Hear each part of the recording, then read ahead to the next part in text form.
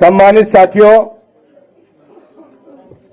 पूर्व की भांति समाजवादी पार्टी के माननीय राष्ट्रीय अध्यक्ष जी के निर्देशन पर आज बहुत बड़ी तादाद पर समाजवादी पार्टी में शामिल होने के लिए आप सब आए हैं।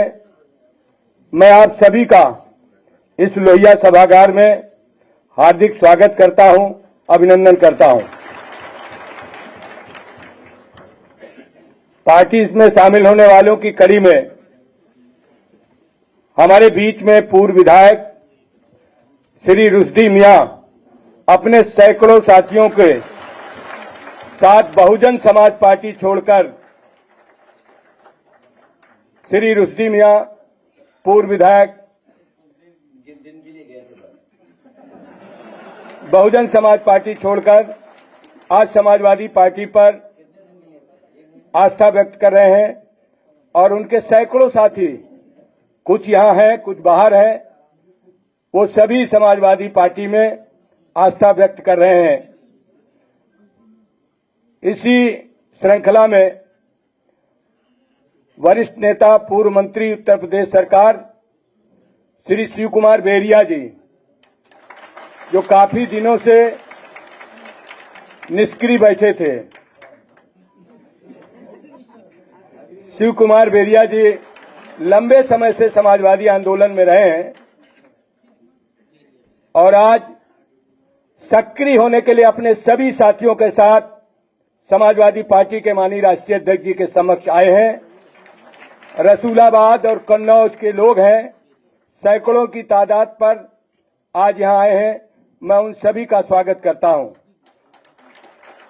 इसी श्रृंखला में रसूलाबाद से ही बहुजन समाज पार्टी के बहुत कद्दावर नेता श्री अतहर खान भुट्टो साहब अपने बहुजन समाज पार्टी के बहुत संगठन के लोगों को लेकर लोकसभा कन्नौज की विधानसभा रसूलाबाद से आए हैं। मैं उनका हृदय से स्वागत करता हूं। श्री शिव कुमार बेरिया जी के साथ जो लोग काफी दिनों से उनके साथ थे और समाजवादी पार्टी में पहले से तो सक्रिय थे लेकिन बीच में नहीं सक्रिय थे, उन नामों को मैं कुछ माननीय राष्ट्रीय अध्यक्ष के समक्ष रखना चाहता हूं। श्री राजेश तिवारी उर्फ राजू, श्री के यादव, श्री आलोक वाजपेयी, श्री राजू भदौरिया, श्री सौरभ यादव, श्री सुनील यादव, श्री प्रदीप दुबे, श्री मुमताज अहमद, श्री आशुतोष दीक्षित, श्री राजाराम प्रजापति, नंदकिशोर बाथम, अर्पित वाजपेयी, जमील अहमद, श्री विजय शंकर तिवारी, श्री अतहर साहब के साथ श्री मेवालाल शंखवार, श्री आनंद बिहारी पूर्व लोकसभा प्रभारी बहुजन समाज पार्टी, श्री रवि गौतम, श्री राम सिंह गौतम, श्री ब्रजभान दोहरे, श्री अजय गौतम, श्री नाजिम वारसी, श्री अकील खान, श्री रुखसार कुरैशी, श्री शाहनवाज कुरैशी, श्री जीशान कुरैशी, श्री साजिद, श्री शाहबाज अली, श्री जयराम शंखवार, श्री रमाशंकर गुप्ता, रविंदर पालीवाल, श्री दिलीप पाल, श्री राजेंद्र प्रसाद गुप्ता, श्री प्रभाकर गुप्ता, श्री इंद्रेश त्रिपाठी, श्री मोनू गुप्ता, श्री राजवीर कश्यप, डीपी यादव, मनोज दुबे, अजय यादव, ये सभी बेरिया जी के साथ समाजवादी पार्टी में सक्रिय होने के लिए आए। इनका सभी का हम हृदय से स्वागत करते हैं। और जनपद सिद्धार्थनगर के जिलाध्यक्ष श्री लालजी यादव की प्रेरणा से बहुत बड़ी तादाद पर बहुजन समाज पार्टी में बहुत लंबे समय से काम करने वाले, बड़े पदों में रहने वाले श्री राम मिलन भारती मंडल कोऑर्डिनेटर बहुजन समाज पार्टी अपने साथियों साथ आए हैं। श्री अरविंद कनौजिया, श्री रमेश आजाद, श्री विक्रम आजाद, श्री सत्येंद्र कुमार, श्री राम बहोर कनौजिया, श्री निर्मोही, श्री अनिल कुमार गौतम, श्री ओम प्रकाश लोधी, श्री राम निहाल लोधी, श्री केशव लोधी, श्री बच्चू लोधी, श्री किसान लोधी, शेषमन लोधी, श्री शैलेश गुप्ता, श्री केदार लोधी, श्री मिथिलेश लोधी, ये सिद्धार्थनगर के हमारे साथी हैं जो बड़ी तादाद में बहुजन समाज पार्टी छोड़कर समाजवादी पार्टी में आस्था व्यक्त कर रहे हैं।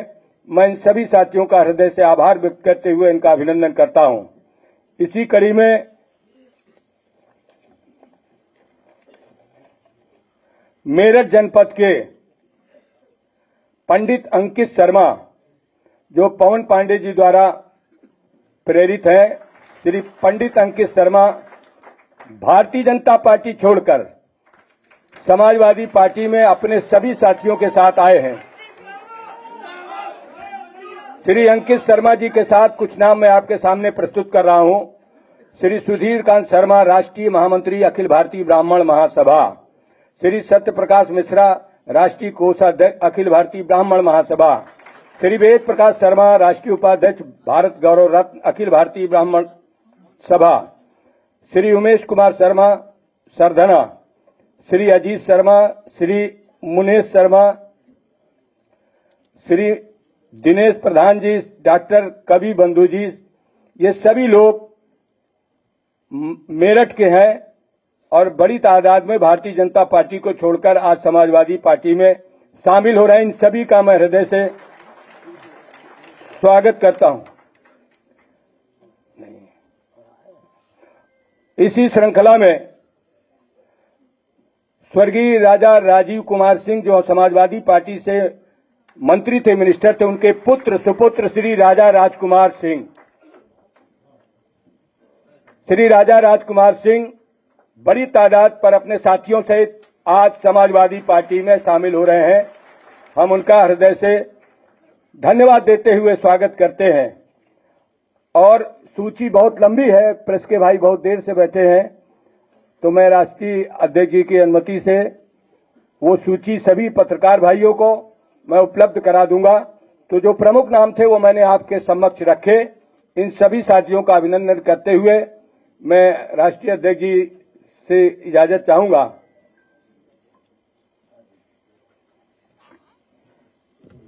जी, आप माननीय राष्ट्रीय अध्यक्ष जी से अनुरोध करेंगे कि आप अपनी बात रखें। आदरणीय राष्ट्रीय अध्यक्ष जी। इस मौके पर आज जो समाजवादी पार्टी में शामिल हो रहे हैं उन सब का बहुत बहुत धन्यवाद और आभार प्रकट करना चाहता हूं। सबसे पहले मैं शिव कुमार बेरिया जी, जो कुछ दिनों के लिए राजनीति में अवकाश पर थे, समाजवादियों से थोड़ी दूरी बना ली थी क्योंकि वो समाजवादी थे, इसलिए दोबारा समाजवादी पार्टी में आ गए। मैं उनका, उनके साथ जितने भी सहयोगी साथी, उनका बहुत बहुत धन्यवाद देता हूं। इसी तरह रुश्दी मियां साहब, पूर्व विधायक, हमारे बहुत ही सहयोगी साथी, जो किसी कारण हमसे दूर हो गए थे, उन कारणों को दूर कर दिया है। रुश्दी अम्मा भाई अब हमारे साथ हैं, उनका भी बहुत धन्यवाद। उनके साथ तमाम सहयोगी साथी, उनका भी। अतर खां साहब, राम मिलन भारती जी, अंकित शर्मा जी, जो बहुत दूर से चल करके आए मेरठ से, और इनके साथ बहुत जिम्मेदार लोग, बहुत प्रतिष्ठित, बहुत सम्मानित लोग जो आज समाजवादी पार्टी में शामिल हो रहे हैं, मैं उन सभी लोगों का बहुत बहुत स्वागत करता हूं, बधाई देता हूं। और मुझे उम्मीद है कि आने वाले समय में जो समाजवादी पार्टी लड़ाई लड़ रही है, उस संघर्ष में हमारा सहयोग करेंगे अपने तमाम सहयोगी और साथियों के साथ। बहुजन समाज पार्टी के जो कोऑर्डिनेटर रहे, डुमरियागंज और सिद्धार्थनगर इलाके में और आसपास क्षेत्र में बहुत जिम्मेदारी से जमीन तक बहुजन लोगों की आवाज पहुंचाने का काम करते रहे। मेहनत कर करके लोगों को जोड़ा उन्होंने। मैं उनका बहुत बहुत धन्यवाद और स्वागत करता हूं। साथ ही राजा राजकुमार सिंह जी, जो जिनके पिता नेताजी के साथ बहुत लंबे समय रहे, बहुत लंबे समय समाजवादी पार्टी से जुड़े रहे। किन्हीं परिस्थितियों में हम लोग साथ नहीं रख पाए उनको, जिसकी वजह से हम लोगों के दूर चले गए थे। रितेश कुमार जी आज फिर समाजवादी पार्टी में शामिल हैं। हमें उम्मीद है इस आने वाले समय में हमारा पूरा सहयोग और मदद करने का काम करेंगे। और इनके सहयोगी साथी, जिनके मैं नाम नहीं पढ़ पा रहा हूं, बड़ी संख्या में इस ऑडिटोरियम में है। मैं एक एक साथी का बहुत बहुत धन्यवाद और आभार व्यक्त करता हूं।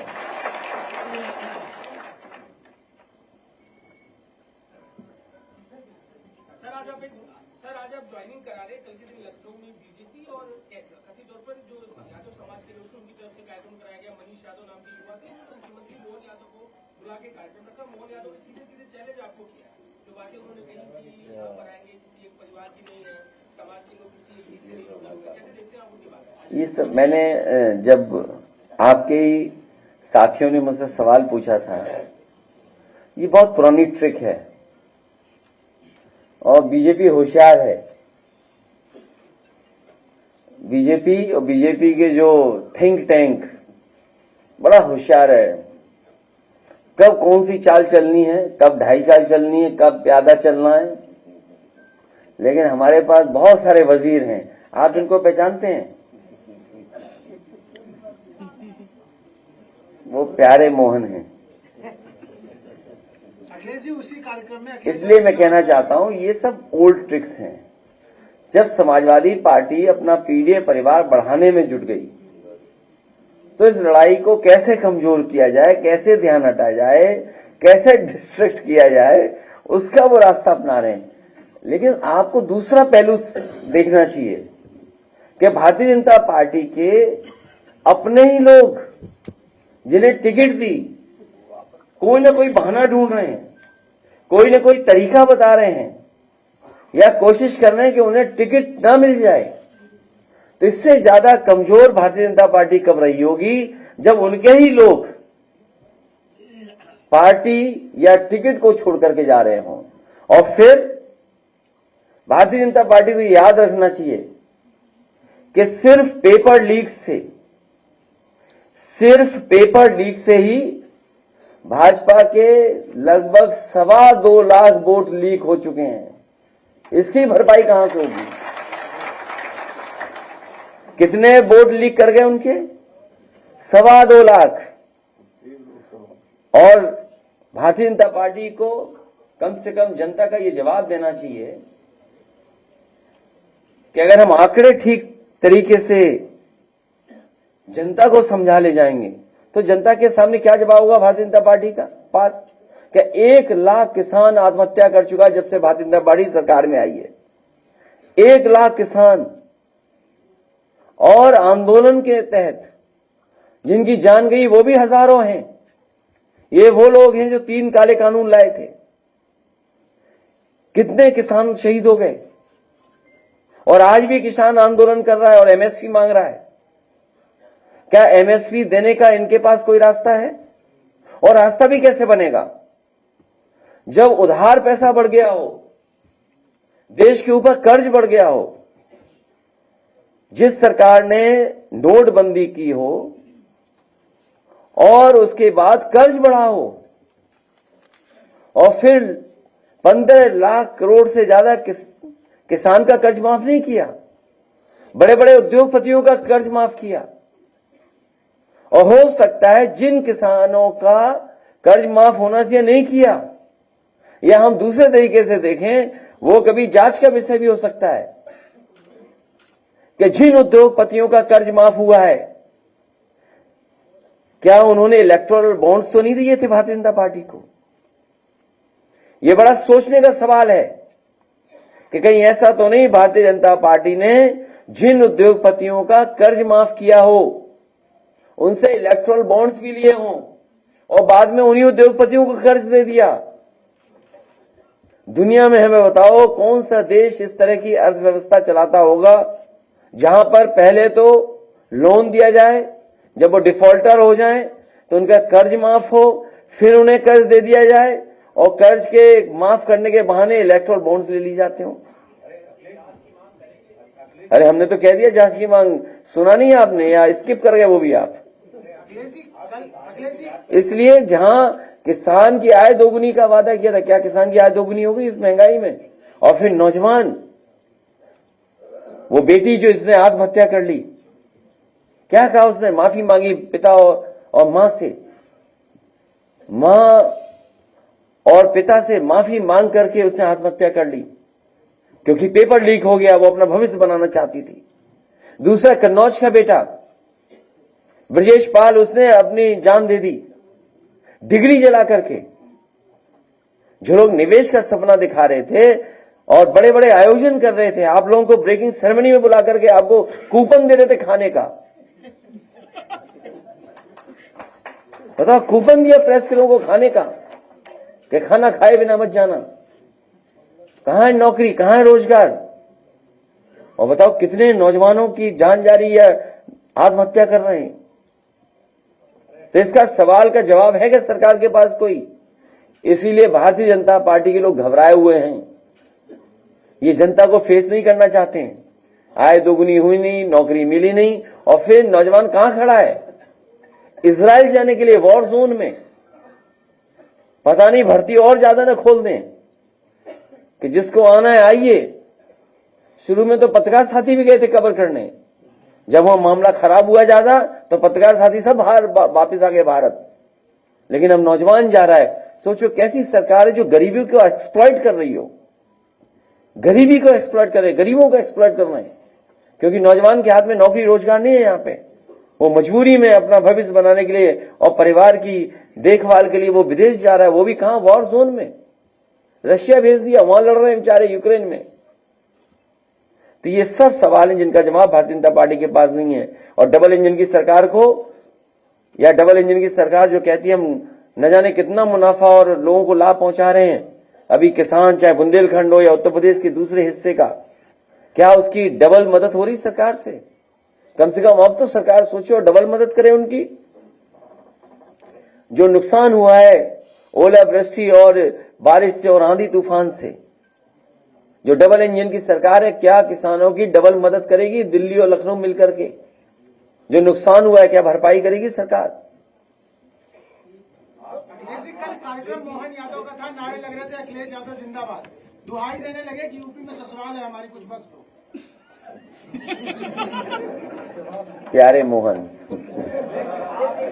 जिंदाबाद।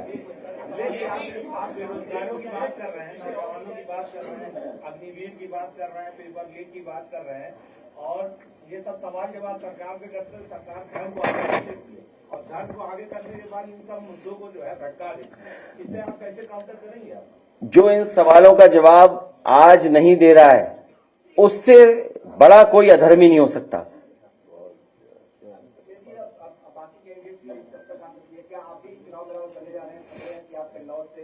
नहीं, आपकी इच्छा है कहीं लड़ने की?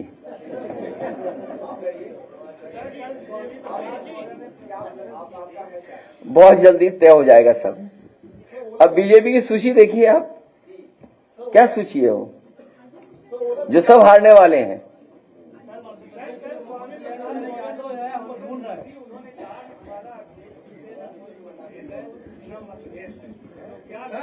सर एक वीडियो वायरल है बाराबंकी के सांसद का। नहीं, जो बात आप कह रहे हो, सर वो बाराबंकी मौसम बदल गया। बाराबंकी के सांसद का वीडियो बताया जा रहा है, वायरल हो रहा है।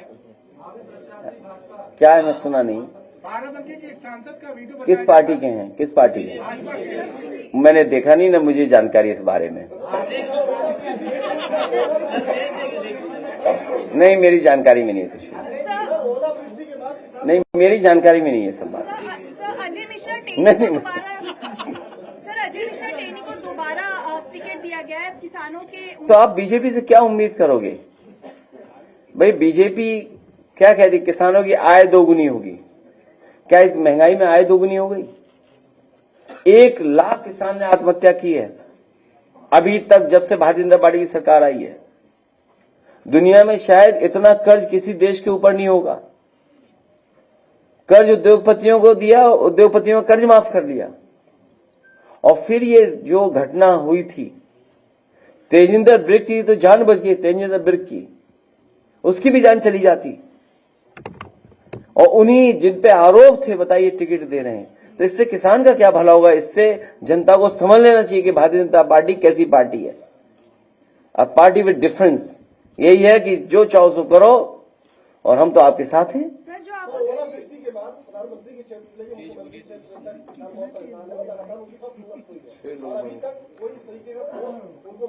इसमें प्रधानमंत्री जी का क्षेत्र और मुख्यमंत्री क्षेत्र से क्या लेना देना है?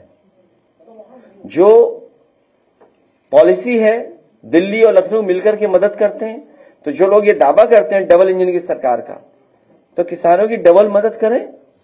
अगर प्रधानमंत्री और मुख्यमंत्री है तो डबल मदद करें, दोनों मिलकर के मदद करें। भारतीय जनता पार्टी ने एक अभियान शुरू करा है, संसद का चुनाव अभियान, उसमें आप क्या सुझाव देंगे? तुम क्या सीबीआई के चक्कर में पड़े हो? हैं? ले, हमारा कोई मुद्दा नहीं है, हम बहुत दिनों से हैं। भारतीय जनता पार्टी में और भगवान ऐसी कृपा करे इनके मालिक की भी सीबीआई जांच हो। अखबार है अमर उजाला,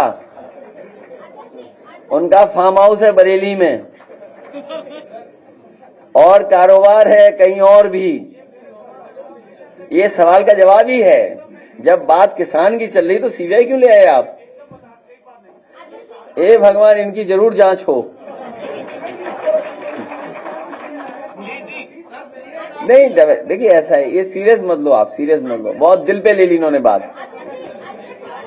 अरे दिल पे ले ली इन्होंने, हमारे उजाला के पत्रकार हैं, दिल पे ले ली इन्होंने, ले ली, दिल पे ले ली। अच्छा मैं बात कर दूं ना? अरे शांति हो जाए थोड़ी देर। सर आपने बिहार में सर 80 और 40 का नारा दिया है। देखिए, हमारे पत्रकार साथी वैसे सीरियस हो गए। सीबीआई एजेंसी है, अगर सीबीआई कोई चीज पूछेगी तो हम जवाब देंगे, उसमें क्या है? अच्छा, कोई भी एजेंसी उसका सहयोग करेंगे। नंबर एक, यहां जितने लोग बैठे हैं, और हमारे सबसे बुजुर्ग नेता ये बेरिया जी होंगे। आपके यहां थाने में किसकी चल रही है? बीजेपी की विधायक की चल रही है कि नहीं चल रही? देखिए आप, जब थाना कब्जा कर रखा है बीजेपी के लोगों ने, सबसे छोटी यूनिट जहां पर न्याय मिलता है लोगों को, तो ये सीबीआई तो बड़ी एजेंसी है, इस पर कब्जा क्यों नहीं करेंगे? तो ये आप बुरा मत मानो, कभी आपकी भी जांच होगी तो वो अलग बात है। और महीने का कितना ऐड मिलता है ये तो बता दो। अरे भाई, हमसे पूछ लिया सीबीआई, हम सीबीआई के लिए तैयार हैं। अच्छा आप अपना बताओ, महीने का ऐड कितना मिलता है? अब क्यों मुस्कुरा रहे भाई? नहीं, ऐड कितना मिलता है? 1 करोड़ के 50 लाख? तो जवाब देने का अधिकार हमारा है। नहीं, यहां भी है, वो परंपरा भूल गए, हम भी भूल गए। ये अमर उजाला अखबार है, क्या करें बेचारे, मजबूरी है। अखिलेश जी कल आप नौकरी कर रहे हैं आप। पटना में थे सर, आपने 80 और अखिलेश जी 40 का कल आप नारा दिया। पटना में थे और इंडिया गठबंधन लेकिन की खबर मत काटना, हमारी चलाते रहना खबर। इंडिया गठबंधन की रैली में थे, तो यूपी में ये इंडिया गठबंधन की रैली अधिसूचना जारी होने से पहले क्या होने जा रही है या उसके बाद? चुनाव में रैलियां होंगी और कोशिश करेंगे जो गठबंधन के वरिष्ठ नेता हैं उनको जगह जगह उनके साथ रैलियों में हम लोग शामिल हों। और 80-40 ही भविष्य तय करेगा, 40 बिहार, 80 यूपी। इसीलिए हम समाजवादी लोग अपना पीडीए परिवार बढ़ा रहे हैं। कल की रैली पे पीएम मोदी ने कटाक्ष किया। उनका कहना है कि विपक्ष कह रहा है मेरा परिवार नहीं है, लेकिन देश एक ही नारा लगा रहा है कि मैं हूं मोदी का परिवार। देखिए, परिवार में बहस बीजेपी को इसलिए नहीं करनी चाहिए। बीजेपी संकल्प ले कि किसी भी परिवार वाले को टिकट नहीं देगी और किसी भी परिवार वाले से वो वोट नहीं मांगेंगे।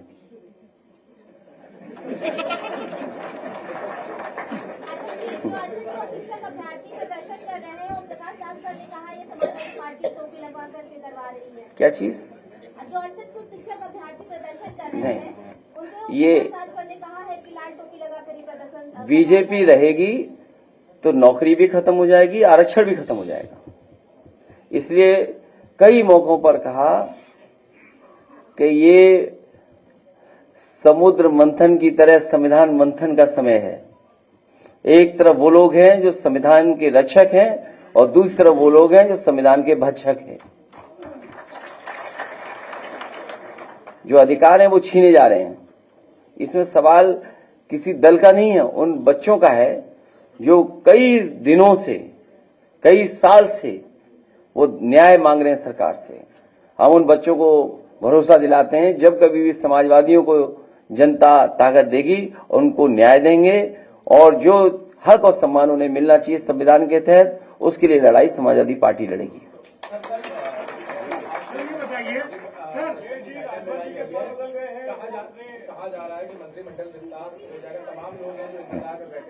नहीं नहीं, वो आपको स्टेट ऑफिसर के यहाँ पता करना चाहिए गाड़ियां कितनी तैयार हो गई हैं, तो उससे आपको पता लग जाएगा मंत्री कितने बनने जा रहे हैं। सर, राजभर जी ने बोला है कि जो लड़के धरना दे रहे हैं दलित तो पिछड़े वो लात खाने लायक है।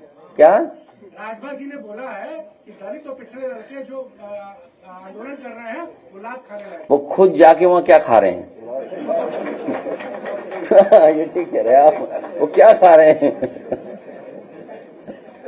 अब तो पता ही लग गया होगा लोगों को क्या खा रहे हैं।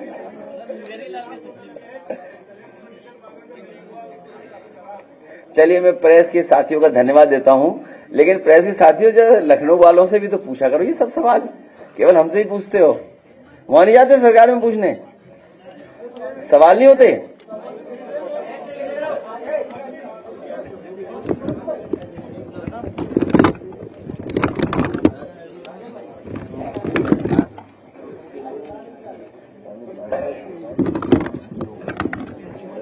प्रेस चले जाएंगे सब।